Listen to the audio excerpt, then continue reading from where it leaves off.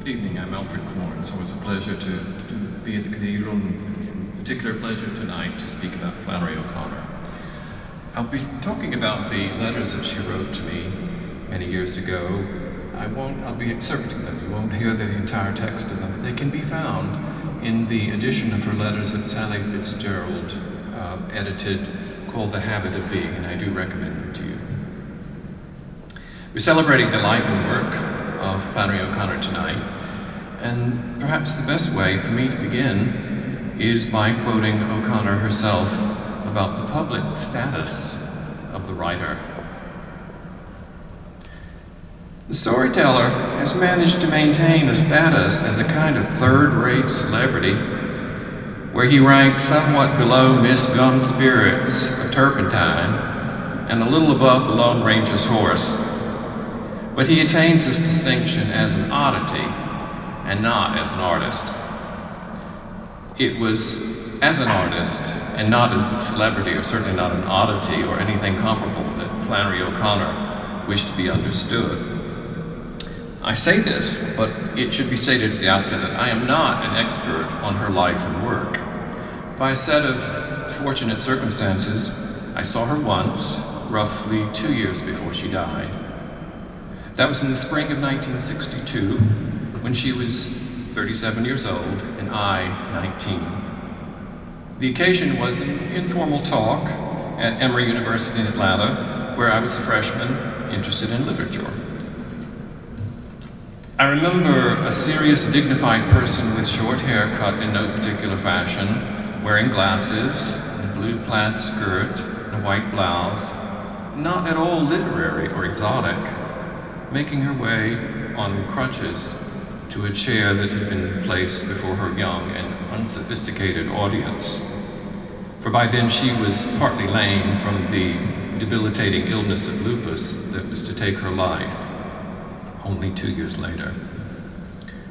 I had the impression, though, that she wasn't much interested in these accidents that happen to the body when no choice was involved. She was supremely interested in moral choices and how these could be rendered in fiction. And her focus on such issues is so intense that little energy of attention is left for conditions that are external, innate, or outside the drama of soul-making.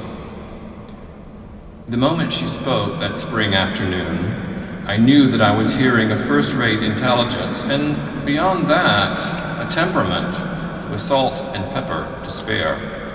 She was terse and challenging in everything she said. Her address was pleasantly informal, but she didn't fail to criticize things that annoyed her, like readers with conventional tastes, a secular and hedonistic society that was responsible for the triviality and disarray she saw in contemporary America. There was a question period afterwards. I remember asking if her fiction had been influenced by William Faulkner. Her answer was quick and vehement. Not at all. Nobody wants his mule and wagon stalled on the track when the Dixie Limited comes along. After 5 decades, I can still hear the sharp intonation of her voice, and I believe a veiled appreciation of her own wit. Not that she laughed. During the whole afternoon, she never so much as chuckled, and her occasional smiles reinforced the prevailing key of irony with a downward turn at one corner of the mouth. Someone asked her about the grotesque characters in her fiction. Was she following a fashion among Southern writers?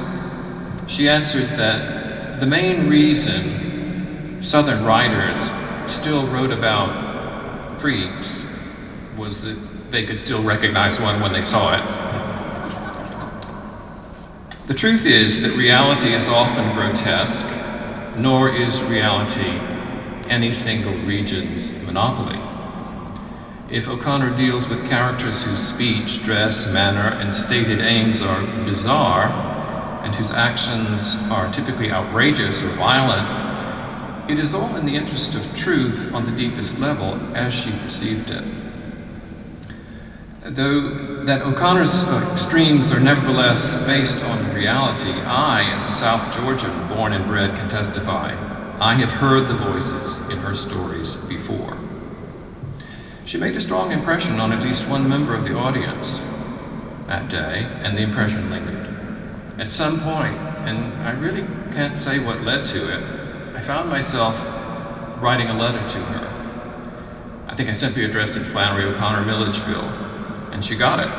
As well as I can reconstruct this act of presumption, I reasoned that she didn't have to answer the letter if she found it an invasion of privacy. But there was something I wanted to know. I had seen the previous year the Protestant fundamentalism of my upbringing crumble away from me under the flood of new ideas proposed in various undergraduate courses. For example, I had been taught that in an introduction to philosophy that a belief in free will was logically indefensible. Well then, if there was no free will, how could we be judged for the choices we made? In geology class, the whole panorama of the successive eras of geological history and the evolution of the species was made plain. How could I be expected to believe the account of creation according to Genesis in the face of scientific evidence? And in literature classes, I'd been introduced to the tenets of existentialism based on a materialistic description of the universe.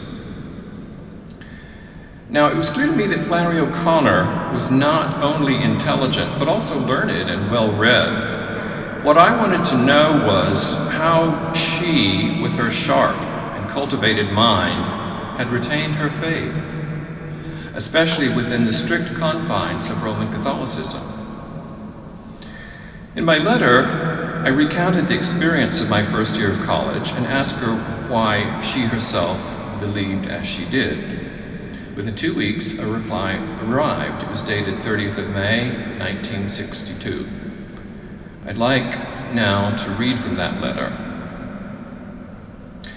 Dear Mr. Corn, I think that this experience you are having of losing your faith, or as you think, of having lost it, is an experience that in the long run belongs to faith, or at least it can belong to faith if faith is still valuable to you.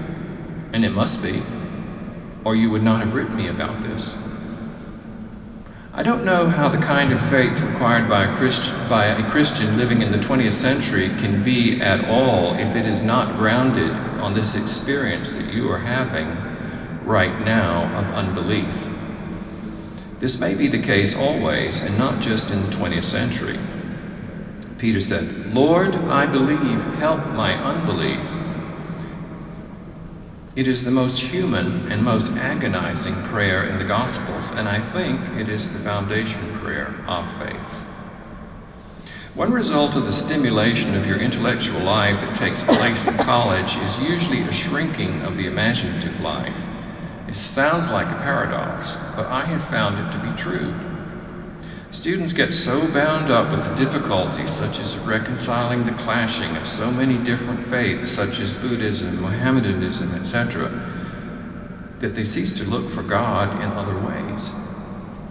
Bridges once wrote Gerard Manley Hopkins asking how he, Bridges, could believe. He must have expected from Hopkins a long philosophical answer. Hopkins wrote back, give alms. He was trying to say to Bridges that God is to be experienced in charity, in the sense of love for the divine image in human beings. Don't get so entangled with intellectual difficulties that you fail to look for God in this way. The intellectual difficulties have to be met, however, and you will be meeting them for the rest of your life. When you get a reasonable hold on one, another will come to take its place. Even in the life of a Christian, faith rises and falls like the tides of an invisible sea. It's there even when he can't see it or feel it, if he wants it to be there. You realize, I think, that it is more valuable, more mysterious, altogether more immense than anything you can learn or decide upon in college. Learn what you can, but cultivate Christian skepticism. It will keep you free to be formed by something larger than your own intellect or the intellects of those around you. I don't know if this is the kind of answer that can help you, but anytime you care to write me, I can try to do better. Yours, Flannery O'Connor. Over the next year, there was a respectful exchange of letters filled with discussion that could be called theological, though neither Flannery O'Connor nor myself really had any training in that discipline. In retrospect, I can see a comic side to this confrontation between an older Roman Catholic of a rather conservative stamp and a young Sunday school graduate who knew the Bible well enough to be puzzled by much that was in it.